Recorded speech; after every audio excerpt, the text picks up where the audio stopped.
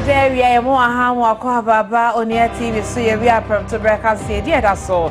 Nsem Titire say we are ya near the train some Somotia no more for FB no so at some man for channel so say on your TV Nsem Titire kase bono e don wore ba ko entem ya papa mu di dwede kase aka ho ko form so nsem eka ho bi sa so e na social media no so ye streaming ho e on your TV so share ubenya yen abra ye streaming na wo like it na wo chewa adwan fedi di atem enka ho na wo share se be ya man for be ba ka bi Ghana Nsem a share TV ye kase fidie ye onia 95.1 FM we Nsem ma no ho ma ko onionline.com wo see a Nsem egu of kasem ye ba be kenkan ene an for freka ho we ya chi etwa ye de Nsem esomo eyeme abnanyam Nsem ne mo fa nana ya opare ye ka se kaseboy awe Facebook no sora fe so call ya online portal onionline.com so Nsem no hono ya obenya bi na wetimi akenkan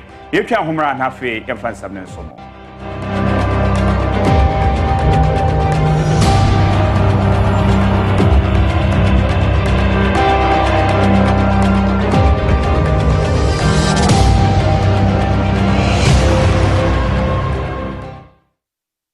Yaje yen kase bono ase enfam free na atwetwa mu no ana parliament appointment committee one more ekomra shebedwamuma opanyi a Ghana mapanyi John Dramani Mahama aboni din se omesum se temuafo panyi e wo mamu Paul Bafubone justice one more ekototo na no ma one more eje no etumo call emra shebedwamu a mra shebedwamu nso one more ediensa ekotintim so na se de Ghana mamra no ema ehunu ne se de etie no se omapanyi bo bidi na appointment committee of parliament akogini tumu wia na achesema panyino ebenya ho kwan se de be na obeso akofnamu esai na dibre ye de ehye ne nsa no obekantam awe ne se ede asiso se de be oman no obebo ho ba na fini dibre nso obedie no ede emfasode ebetime abre oman ne ba ne sa no a ya na enipa no bekom panyi asoye na afisa dwumadie ni nyina atime akoso krata efom panyi asoye aba beto dwama ye de esum awie ene se ye hwanim se justice Paul Bafubone ene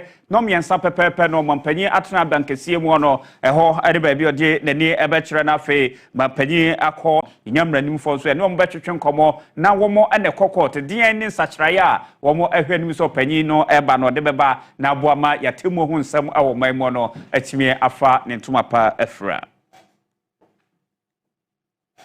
Everyone afi enko asetenamo ne akobadie mu ensem so kopie mu awo frautade no ne fa ye no awo kwawu afran prince north ene ne south eho baabi a omafo dodo na no subuntu ene ne a wormo etran so se de be omo akobadie hu nsem no ebetime akonkan yede ama nti ekoba se ohaw ene chimato bi eba ho a na ama akontu hu nsem awo tade no so no akwa dempa ene de amom na amane ya beko nua kasensa ene se bese somba ko ne ekire nie wonmo subonto ya che so mo traso edi akobadie awotade no so no nioma bi atochima wo ho manunti wo mo etime emfa nko sede etie na efata enam so matemamfo ene empanfo dodo na ya wonmo edi atrentwie awo so no edi atonua kase enim se aban enhwe sede be obetime abebo mo na wo mo ahawesiesie na aboama akobadie ho nsam awotade no so no ebetime akonkan yede ama ya yebo aboama ene ensem twire ne odi nsem yechi edi ho amane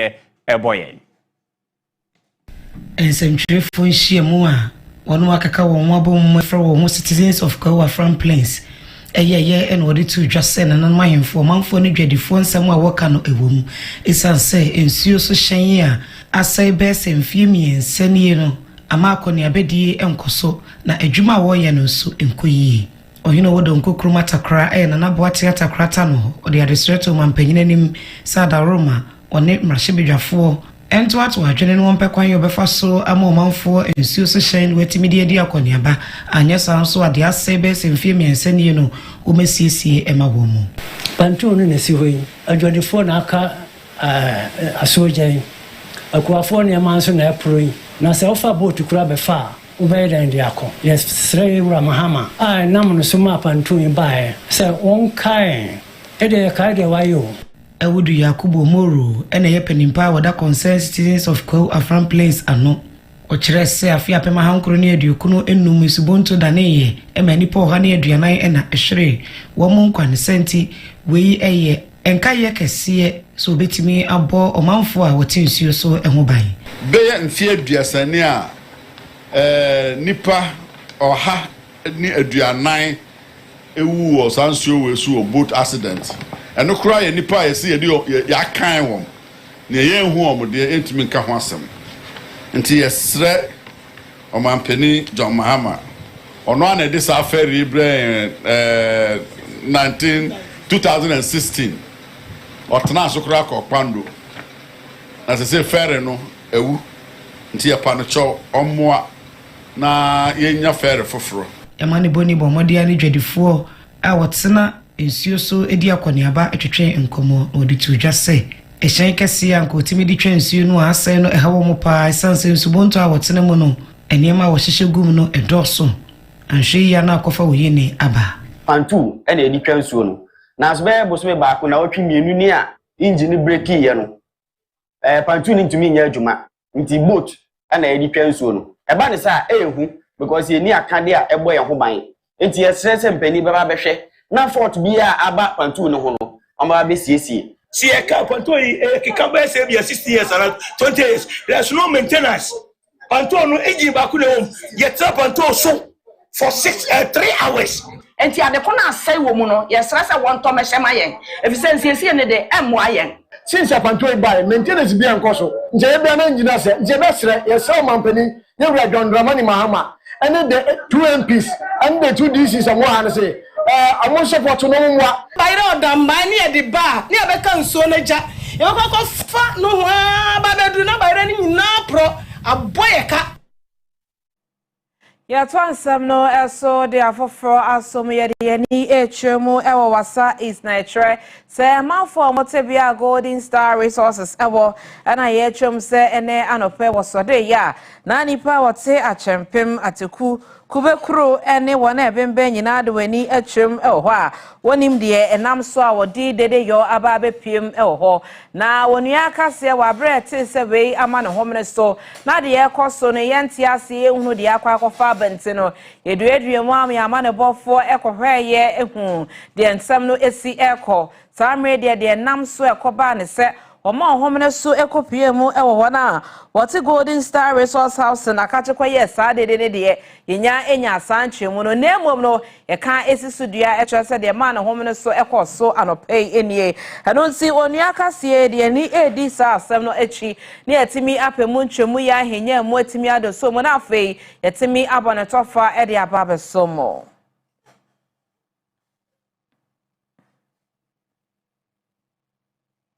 Yanto asonfe ni MPM ewa soye share labor jobs and employment so na ene wachasa wati health and safety enforcement and compliance special task force se wonyina enhwe intimi emboa na wofu ani endie tre ewo emi ahodo eba no apomden ehwe ye hwe se manfo betimi anya ahode na afundwumedie biada efa apomden ho wontimi enhwe se manfo befa nhwehweye ene ko betimi akra ne ma ye sebe ye ohabia ema na wacha na minister ye Dr. Rashid Pelpo wana etre se ne wote sa task force ya na eboa ama factory inspectorate agency wonyina kan ho abom etimi edi dwuma ye sanse eba na apomden ho nsem mo mfani agwani ntino omunya ne ma BBC basa ma afei en conference sanso bone emba Rashid Pelpo ekyerese emra no ehye omanfo a wonu ye adwuma ewa aban nyumekuo ene ankrankrodiem kete so obehwe ama ho bambo ho nsem atumi akoso a enkofo prabia emre adwumayefo a wonu eye adwuma wo mia etitisa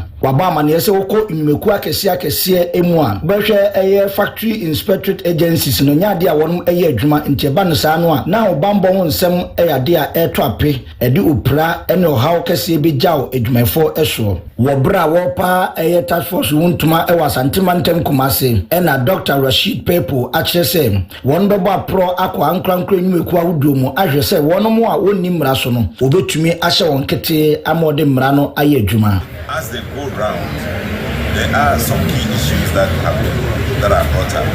In many of them you find electricity cables hanging around, very dangerous, open wires, that would, shock anybody, and sometimes the workers are treated very unfairly, and we can't be in this country for workers to be treated the way they are treated. Several other issues that have been brought up, and we think that if we didn't put in place those issues, as I've mentioned, several of them are being looked at, and now that we are just going into the project, we can find several other issues that need to be addressed. What I'm talking about is just a pilot we did and what we saw. Even in some instances, some people working for an organization were beaten up when they thought they didn't do the right thing. So all these things will have to be corrected. People work and must be treated in a dignified manner, respectful manner. And if they commit a crime, Trainee Edema Health and Safety Committee eno ehye ahwehwe apadie ni nyuma enso asye no asye Daniel Ayikwe ede adesre ama task force yi se won hwe se won be yo madwuma ne kwan so Safety no won yan kwa say very implement compliance and other stuff outside obia after so you have other agencies and say other agencies on board na yenye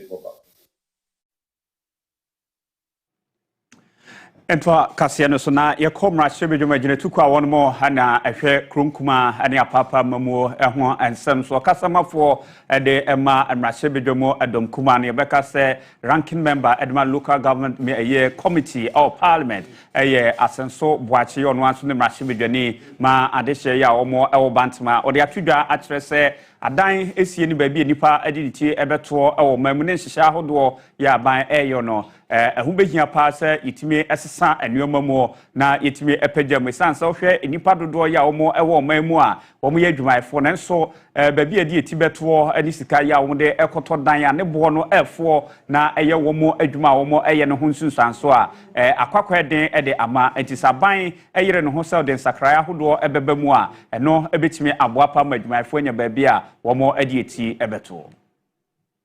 The primary reason that we don't have this human resource at the district level, one of them is accommodation.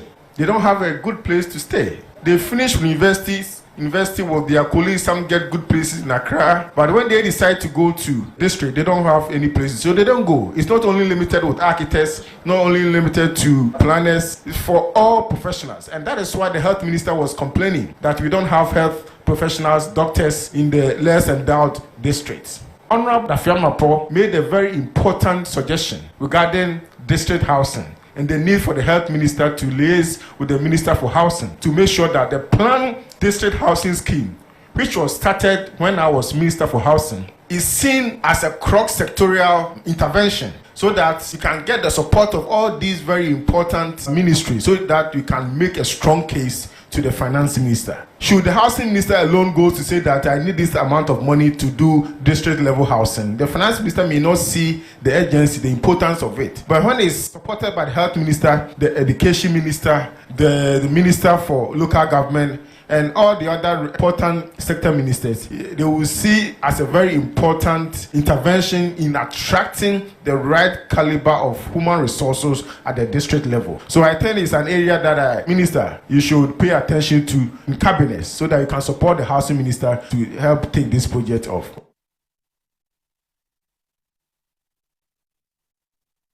Yeah, high school.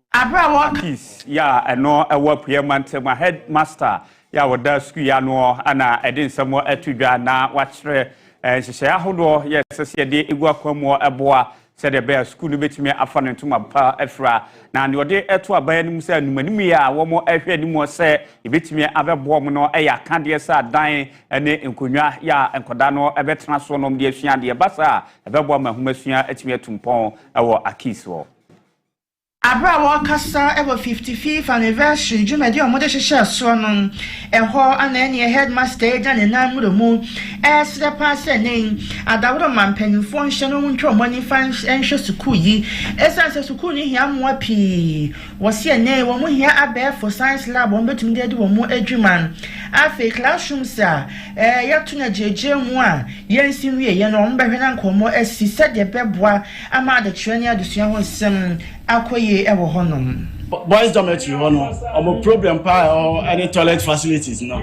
enti say yenya obi ebesi ebi maya I think say be solve say problem na boa emofra no ama omo so atowom the sense population so ekosro no the teachers now campus no so eswa enti yehia more bungalows say na ebetimi anya more teachers or compound yetimi monitor emofra no amankola na aye discipline senkola ni dos na teachers ni so aye ma adwuma no aye din wasansen we mu no nana ya wo so no ana ye national chairman edema akis all students association no so ebe mu chimupo awo ma fafa school no ho etudwa the year 50th anniversary no ye say be see kitchen be boa na ye kitchen yamawo mailing room yesi ama edu length level eti ned ye nya bia no ye pese ye de eboso na ya hyase esiesie mu na se be ban na esie no na omo nyam eburu na omo mfiti blodo ewo ntabodan na mom no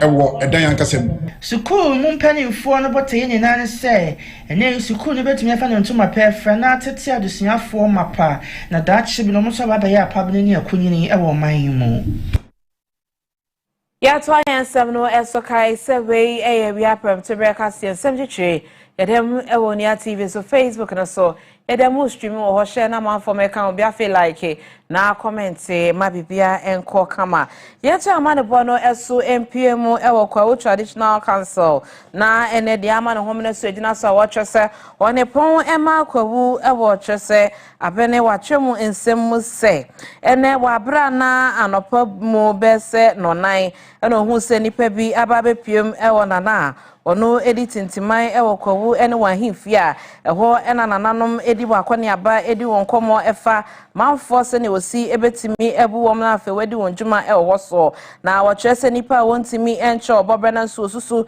se oye nipa bonefo nenso na se ne wahye wontade ya police fo ntade a watwese free national security bebi mu ewo kwawu ahimfie ho ba ahema eye nana adwoagemfo a omoso nanamu ede ne koyom ni bebi odina akwakopie na wotwem se wabro bedi sa nyambra semi Toyota Land Cruiser wo ho no eye kwawu ne dia omofa ye bi oso watwese ne bi oyeye na ense emfata ejinamu ama wotwem se de ejina so ama de ba ne sa se anopabre mu no na mom bedi sa bone na no be ha adwensa no omutimi entwe na mom no watwem se nkokọ ene kwawu divisional police command atwem se won so de course nyina mpo se nipa no na omhwe police atade no one day wonim ba bia nipa no efri na ne sa hu nti no wotra na ebia eyentawantawa no eye kwawu ahimfie mu tawantawa ya na ekoso ene nam so amade ama ne homene so esi ne semu na samre de etra na panyufo emfa statement bia emeto dwa na se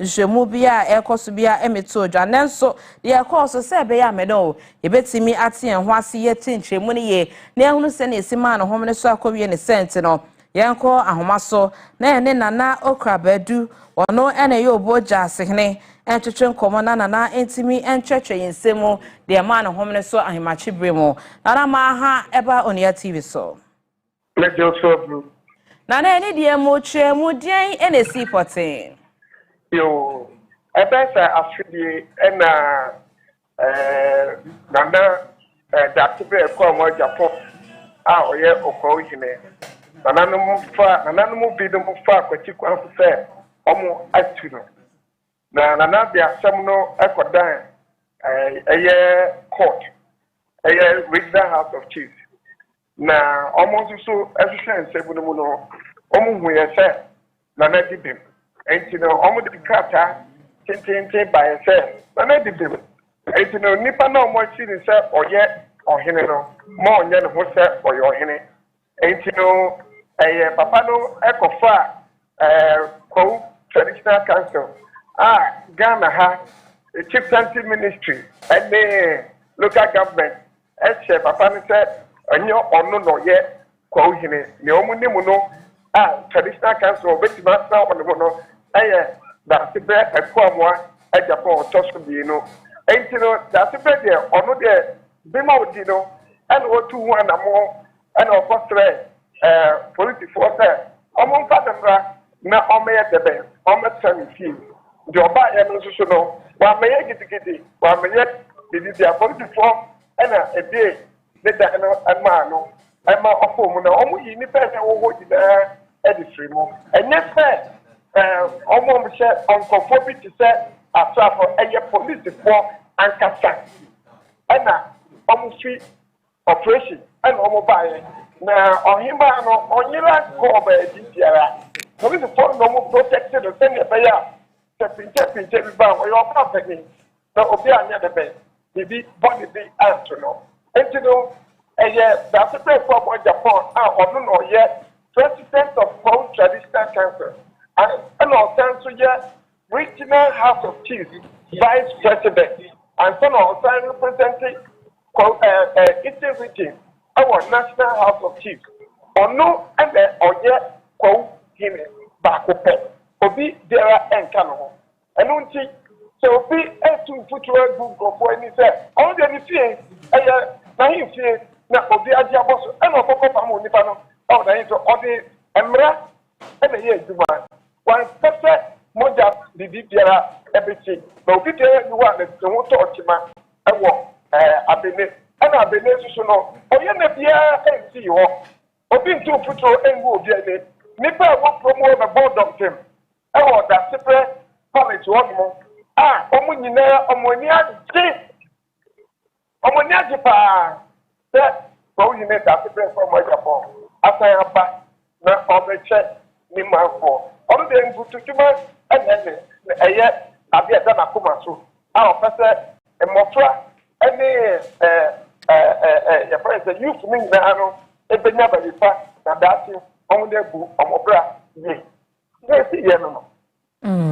Nana na kyerɛ sɛ wotwe ma bibi bɔne saa ɛma ne homere so bibi bɔne biara ɛma ne ho ɛyɛ nigye mu ne osebo mu na ebi mu ante aseɛ yie ɛna afa mo bɔ amaneɛ no ne foforo mu me pacho saa pɛpɛɛpɛ yo eti sɛ de yie ato yie bebia ayɛ din basabasa ye bia nkɔso ntia da ayenda basabasa bia ni wa ɛkɔso basabasa bia ni wa ɛkɔso ene na ye na asese wetimi atwe nsem ne mu eye se ebe ya ye nso betimi ede se na esitie pepepe etimi ede asum ye no ahwefo entina na okra badu ono ene ye obo jase na atwe nsem se de amanebo no etie ne ntesa akra nyaade akwohima ya ba be so ne mu nyaade nipa bi aba be ye basabasa aba be ha adwen e wa yefie wo se nana ena ahinimu ntawanta omode court na court edima na wono ete abenya so ejina so ama wosebo ne anije mu ntino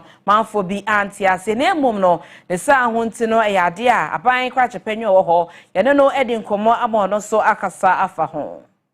According to reporter PKL esom demo pakra yegusu ne and for instance for bebre aframe me akasa meguso tuomfo say whatever it is no yenya momodin say ebe yasuje normally no we bonus part mamofo no titu and ya na omho ekadwam nti se be ya ye be bot mamofo no ho ban meguso ani bi obefrem bia no ya advise say obi ahwe say bibi abeka emrawo oman mu edemra na ebo oman ho bra nti asumdie wo ho a emra kwan no ebe kire ne a nyina sese ye nti emse so far de bibi ansi ye but fa from me am no wadin komo nyina so omo ashom se ombe se boni bia ensi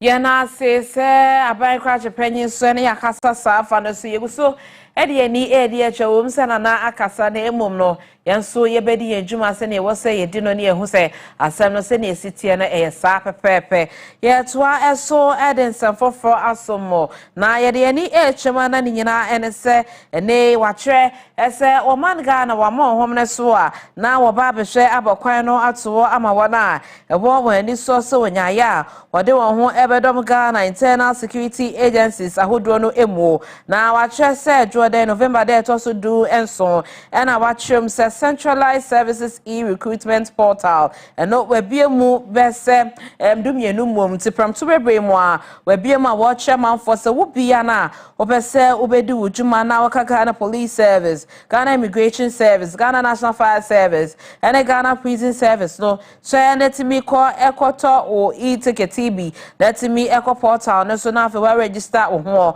na watch say December ne there to also do nkron and odeba ebiye wa afempino ne aduonu enum December 19th and unti no sansemi oso afo hwe interior so mutaka Mubarak and edit to dwa on Facebook so watchem se manfo ekwa akoto voucher na watimi de akopota no so a won hwe na won chemu bia opese wodom anase adwumaku opese wodom enti se prison service anu watchem police service anu watchem no watimi enya even say no ebebo anase e-voucher no bebo na watimi akopota no so no wayo application ne pepepe eno to amodi USSD code aba A71303 hash enti wachemu se obibia embo ne ho na pese wodom sa adwumaku nyina na do ho ahyem a watwese C-SEP system no so de o mabiem se be Ghana for bibia be prepare yo akontem so no obia nso ahohemu no watimi edi se adwuma no sa kwan ne so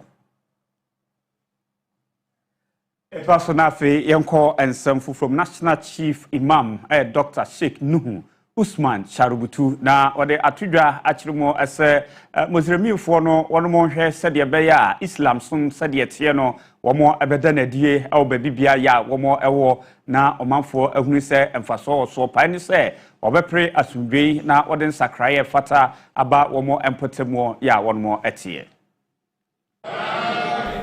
National Chief Imam Sheikh Osman Nuhu Sharubutu edi atu muslimin kurawodu enim se oma wontiri mopo emfa enkankone mpuntu emra odi sansem wetu jowa bra na womo bie masjid anasa USA anes awatu ni di Apollonia Islamic Cultural Center no ano wo hwekwan se saabia yi obetete muslimifo ensano adwuma wodu mu na boanso abi wo mo adwurim amadache Sheikh Kamil awaka abidwako a wo mo eda asoyi ano echwese asoyi tirimu pokasie ene se beboa emabunu impuntu nyama bebre wom one spiritual aspect spirituality and two education three counseling what can be was I would say the youth or the children or the future leaders inti ye target youth no we will say a future no be yi enwachi nipa ba akwa wo kan wo wote sa asoyi Ibrahim Gona enso kire senti ya sa dwumadi wode ebaye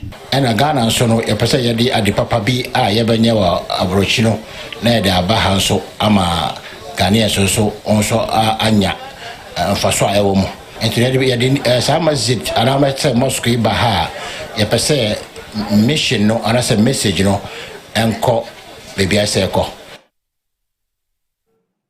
Etwaso na yakonfusem fufuru na atwetwe mu no ana oman fotosam esoafo Dr. Atufo Seneko Parliament na 2026 yen budget statement no ko ekwenkan se de beya ibehu anuama hodo ye wo akomabo esika no ene nia ibetimi anya ede afrimu na onim so okwenkan ne sa na ya sectors no ye wosika ya ban no etwa se wode ebekọ aboa ama bibia timi akoso na mwese so ama Africa Foundation for Educational Development one more akasa se oko teacher trainee allowance ya de be se 270 million Ghana cedis ede akwakoshe won amususu se no asade ehun hyeda ehia sa ke betimi ede afacheche forma boama ahumasu ahonsam etimi akoso sentie kuoi kanesa no ra NS adade konom ane kofaba na se kwankyerefo panyi oda ekuya no ye no enkasa na fe ye hwe die ntia won mo kanesa mirua ye mo ahara fe ye na ase ukuo no ade tuedwa akyerese sika bia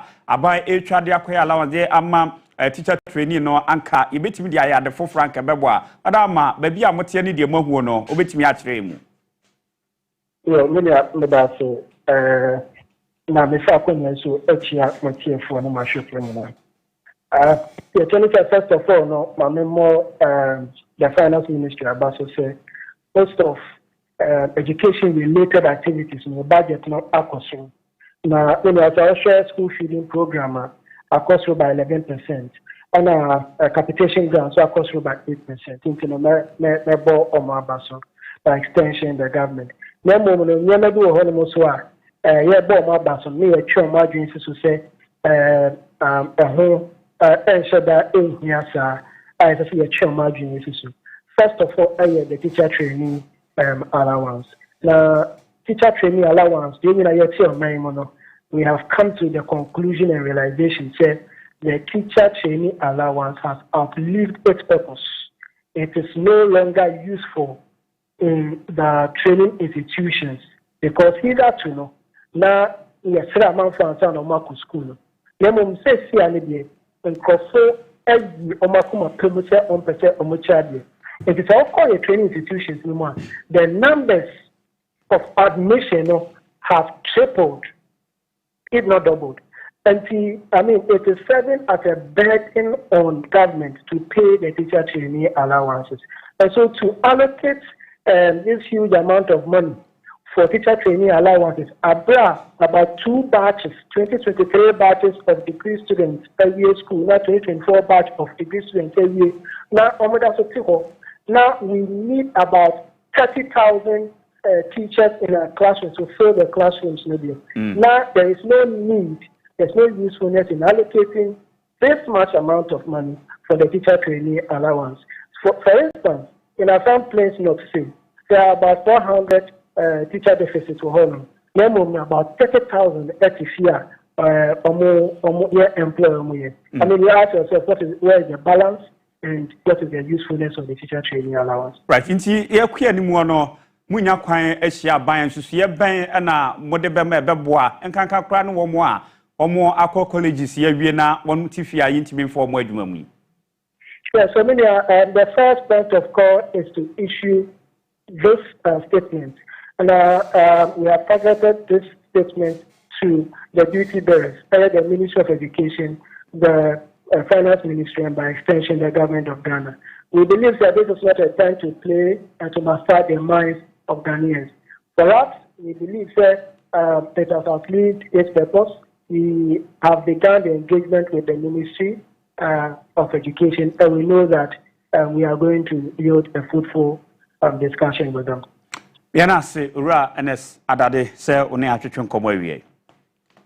Ono ane kofa by the Africa Foundation for Educational Development and no atwetwe nkomo budget 2026 fa teacher yede ekoboa ma yahwese yede beso no masene ma omontete atimi akoso na honsam ane nkomo atwetwe na yene na atwetwe. Yenyina we sigeche ho emra. Eba de aka ho Nsem Titire se beto aso akenkan de asomo.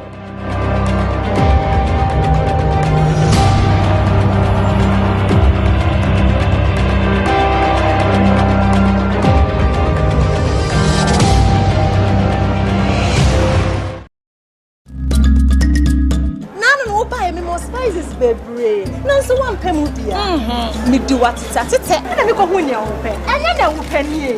Tete natural spices. Tete natural spices. Aye dru hwama ema aduane ede.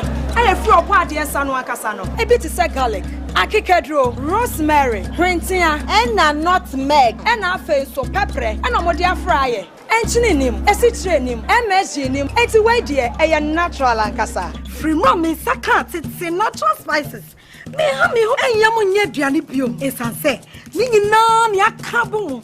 I get it natural spices. Wow, she na me customers issue kwanya. Ma wonai mo wotu free say ye wo garlic and ginger, jollof rice, stew, curry powder, and afa chicken and beef seasoning. 6 natural spices. Natural spice. FDA ahwehwe mo ade atomu se eye.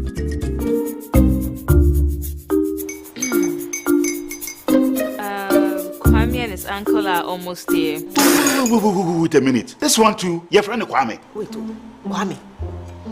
As in the same Kwame again? Yes, mommy. The second coming. Into all this tension, just to reintroduce that broke boy from Kaswa. Why would you deceive the family like this again? Now I understand the whole delay. Troll from Kaswa, dear. Why wouldn't he be late? Or be late? Of course.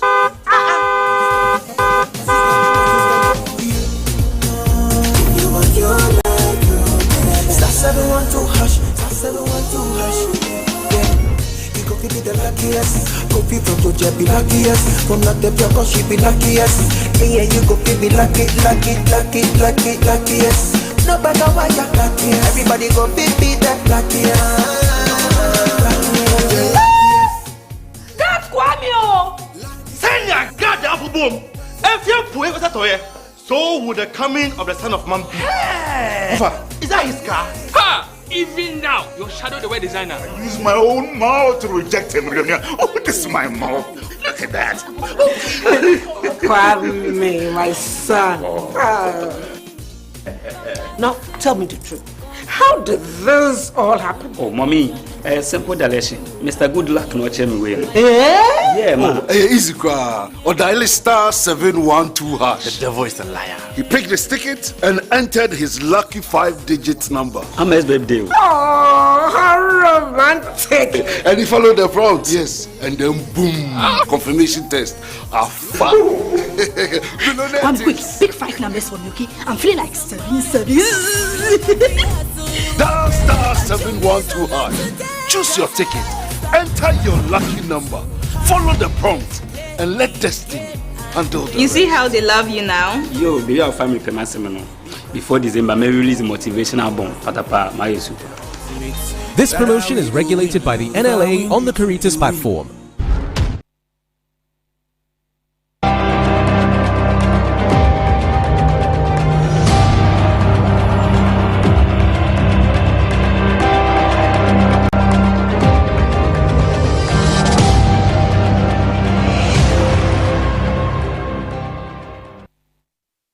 Yamu akwa baby ona de aka yento so emfa ensomo na Ghana National Education Campaign Coalition GNECC ena ose aban won Nsem boy ni nyina ene sa wa trese na anoda wa bra Ghana photo sanfo ebekeka ya koma bosika afipinu ni edunu ensia de ene ne modern babo ewa afipinu ni edunu enum no na wa trese adesua kwan so wo ho modern pa wa twem se ne Dr. Kesel atofo so afo a ono ehwe finance so esi ayene ma hodo no wa twem se school foforo besa hansia ena omo hwe etimi esida fe wasan so the textbooks aka wani nyina no ne kenfo mo obo mo modern ama se ne primary schools kindergartens ene bi also achechefo so e wo se enya omo ne bungalows ene bi obetimi de won tiato niam ebeboa ama adesua ade transem akoso waboso no ehre adwenpopa aban ewo ema adesua ensem eso na se ne omesi abo aban abaso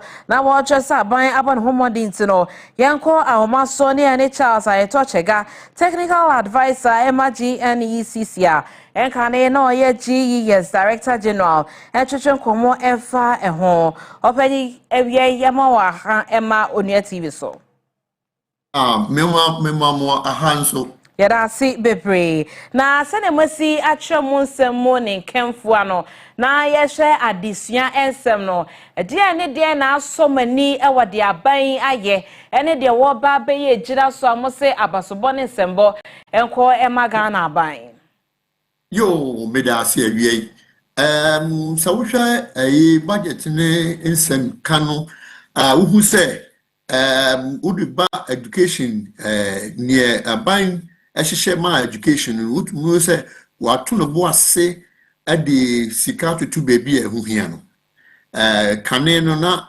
yina nyoma te se ne school adan ne school nkonwa ne sa nyoma ne nyina no na haye bebre but aban aye boshe bi se odisika beto ho na odi aboa ma mofra na omo sebi omtete form ni ebo so classrooms no omo nya baby atna na adan foforo so a obeso si wo meaya a wo ni school no ɛde aboa atre school ama nkɔla nyinaa nya baby akɔ wo school no na yɛnhyɛ adeɛ watwerɛ sɛne ombesi edi sika ewura disua ensemo eba ne suku ombesi textbooks ombehwe no metimi a providing the free ebi oso achọchọ for baby omudi omuti ebeto ni nyina mu no wakasa efa wo budget allocation na esomani eye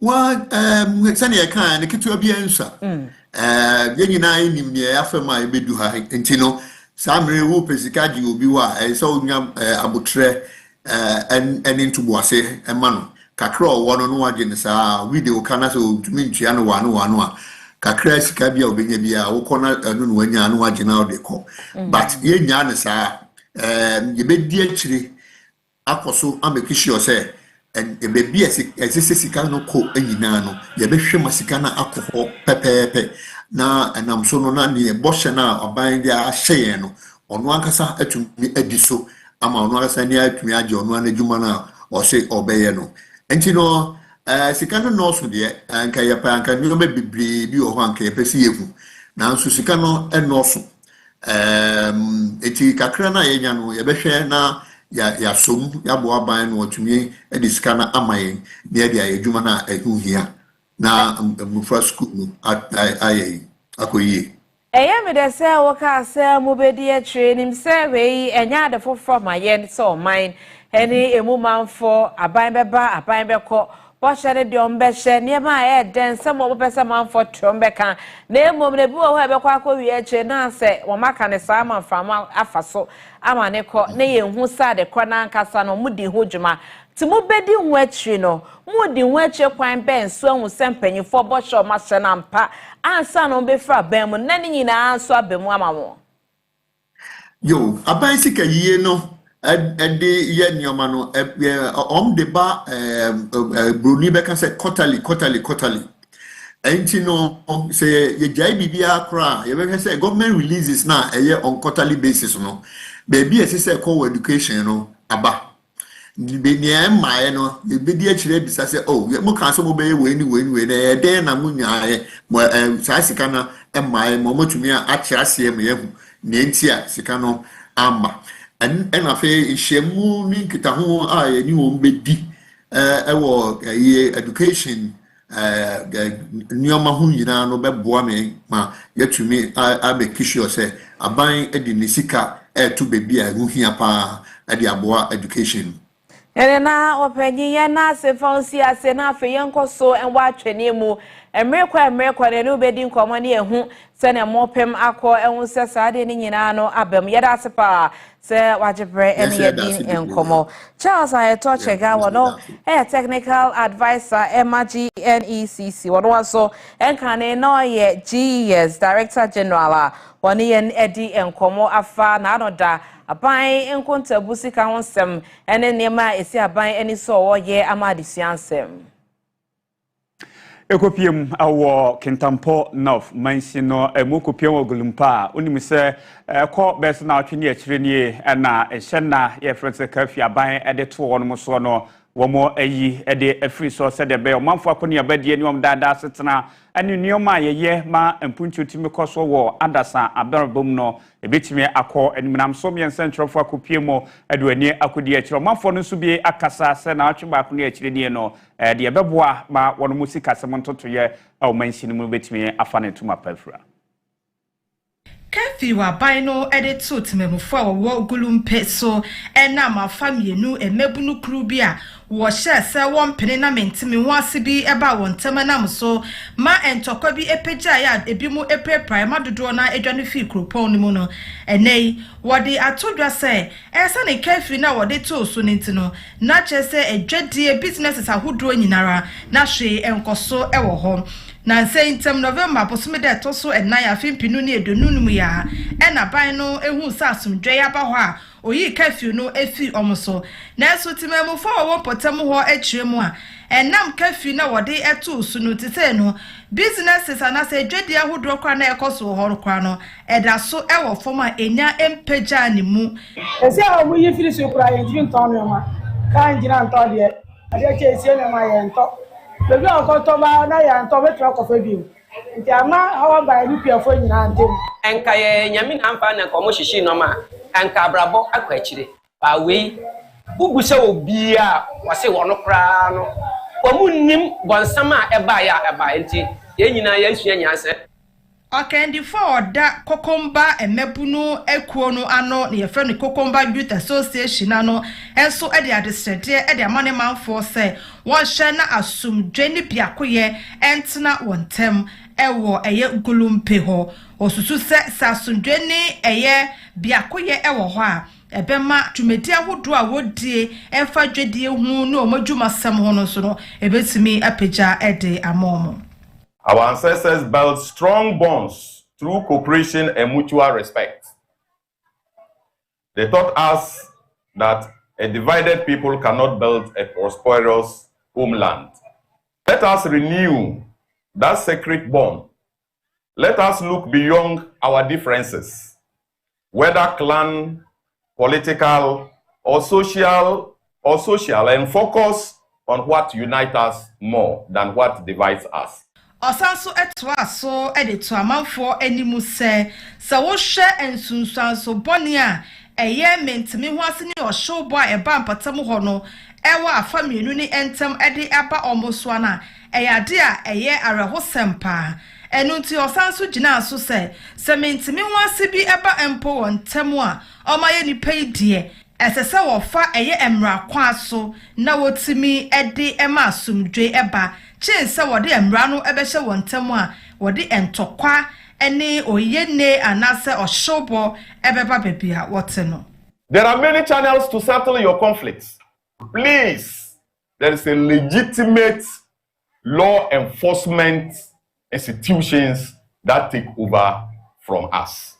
Let's report our problems to the police and sit back and watch them to solve them for us. Kasamafo edima Gonja Land Youth Association enso edito no so ne ekuo no animu se won hwe na wontimi ene won hu entena ewo asundwe mu wosese wo ye ne sana ema impuntuo ene adwumasem ekosoro ewo mantem ho. We've all agreed that look, peace is the best way to go. So that is why we have all come up together. In that is a testament that we have all agreed that without peace, we cannot live peacefully. Nsem Titire kasi unia TV ene baby a woni egu a wo hwe ma yankọ nkọja aboafo nkrato mra na fe yemeto akase no so.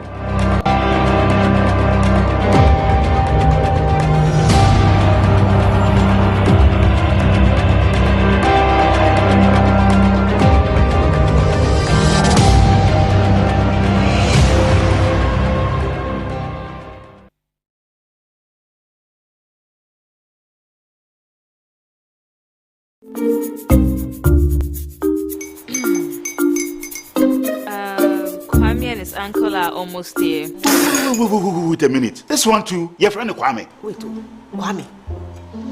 As in the same Kwame again? Yes, Mommy. I'm the second coming. Into all this tension just to reintroduce that broke boy from Kaswa. Why would you deceive the family like this again? Now I understand the whole delay. Troll from Kaswa. Why wouldn't he be late? Obeying later. Of course.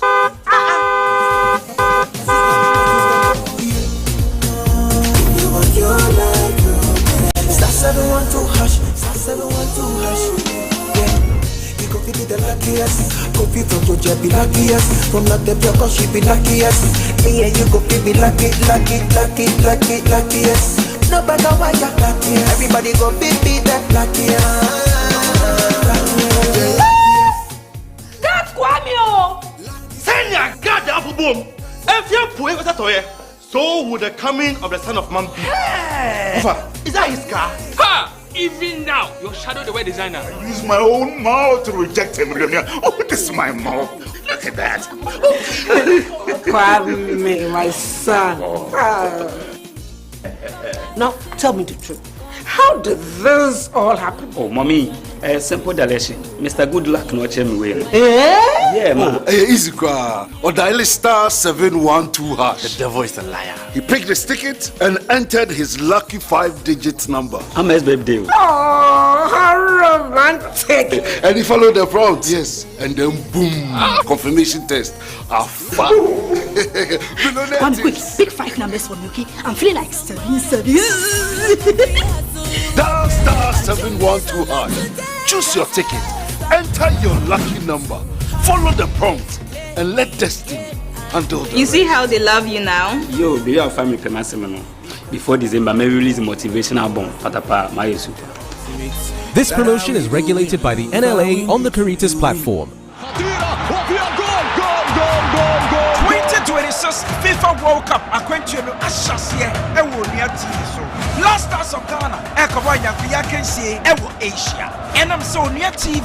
Ye fatu ye ho se ye bema wani ache ewo the Blast Stars yakwantuo hunti. 2 matches ni nyina eye live ewo nua TV so.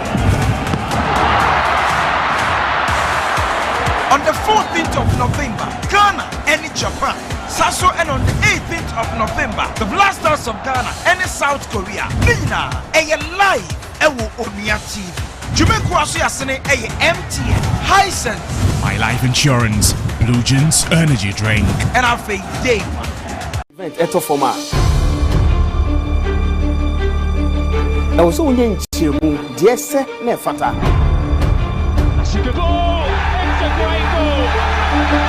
Enunti enonia all sports asan ababium kaya ho edwade bia obra ye sinkonya near the major issues ni na ato from ediamount say your goals.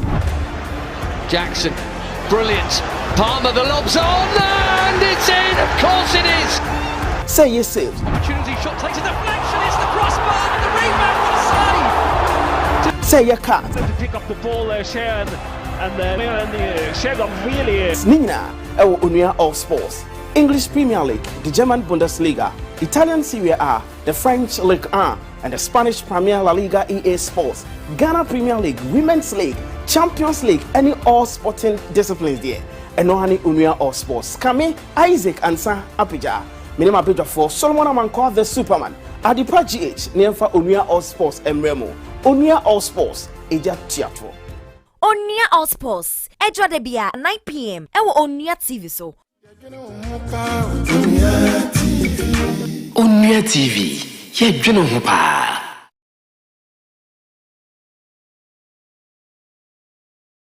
Sandra, what are you doing next week Friday? Next week Friday, that's 21st November. Yeah. Oh, well, I'm going to be at the Onia Throwback Party. Have you heard of it? I think I've seen some flyers that there will be Samini and Listen, those people Kofi there. and T is going to be like a proper throwback. Like, we're talking about throwback, the actual throwback. Yeah. That's what's happening. So, it's a whole party that's been happening. It's going to be organized. Bayview Village, Atomic. Once you get to Atomic, you know, so that's what's going to happen. 21st November, that's next Friday. I'm inviting you. Oh, I'm there. Tickets are just 200 CDs. Just 200? Just 200 CDs. I think if I want to bring like you and some other friends and get a table and all of that. You could get a table, Okay, you can buy the tickets. All you have to do is dial star 928 star 12 star 2 hash. Did you get it? Please Star say it, really tap it. 928 Yes.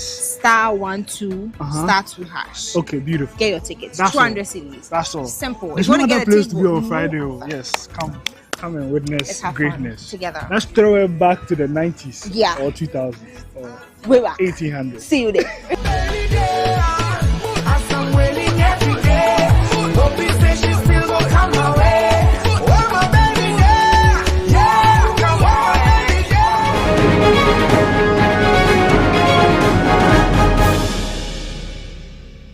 Yemo akwaba na yento ekase no so enko adwadiem na yebekwa ahoma no so na yene Samson Asaki awingo bet akotwetwen enkomo ni nyina ne se nanu finance minister call parliament de nsem kotu dwa no wode atudwa atwe mu se ko tema port ne port ahodo na omde AI na ekwa akogege to ho se de beye beboa mo mani sika se matimi akoso nti ma yehwe se wono mo fa ne sen ono ana ye executive secretary de ma Importers and Exporters Association yene no ntwetwenko wapanyi ma yemo aharafe ye na ase awie se wabeke ho wo Onia TV so anye bia se the finance minister eka no ye kasa ye the AI na ekoport ahodo no na mode akotuato no a more as importers any exporters mo fa ne sen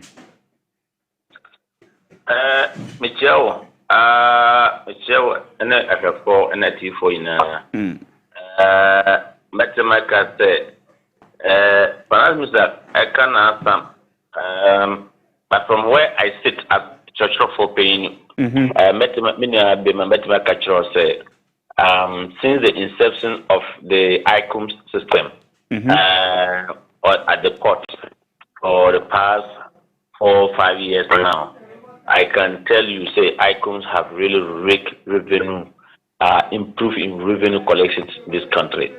What we should be talking as a country now is not to be adding more burden onto the country by bringing another additional contract to come and to do the work that there is existing systems that are put in place. What we can do, if we act professionally, is to say that we need to give more refresher training. Let's ask ourselves, custom officers that are working in our port and our port enclave, how many times did they go for refresher courses in our website? You know, HR department will already design programs for training and other things.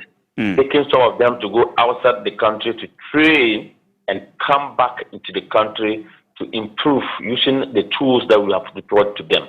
I would say that our men and women who are working at the port have really increased revenue. But we cannot run away from saying that we need not to improve by giving them professional training, by giving them capacity building, and then by retooling and rebuilding the system that we are having, and to collect more revenue for the state. When the minister talk about what do you call it, the leakages or the revenue that the declaration that they picked from the ICOMs to identify some importers who have sent out money and its equivalent in terms of goods never came back now. And so if we're not having a robust system, how do we go into the system and contract people? What they are saying? And then the ICOM is a fraud. And that is why I might in trying to bring IAA and AI to come and support it. But I can tell you the ICOMs has a very high sophisticated system that is propelling and making our custom men and women to do. We are in the human institution. Definitely, we might be bad. Not I say we can get the bad people and punish, and there are good ones. We get the good ones and reward them. And who am I talking? I'm talking about our uniformed men and women who are in our port working tirelessly. For Mother Ghana, we need to give them proper. So I can tell you, I agree to some extent, but let me also use the opportunity to educate. In the there are two ways, there are two legs, my brother. One, Asaki, ye nas papa na said your education said your work free check on best afrobio na or this education or ama importers any exporters na omo ehwono any church for penny ede ma one ma a cranioma ade eframanone and woman so de enuoma from memo ade ekopiemo ewo amanone a friend Samson Asaki a win go bet and no atwetwe nkomo no ejina so akwaja manone nsem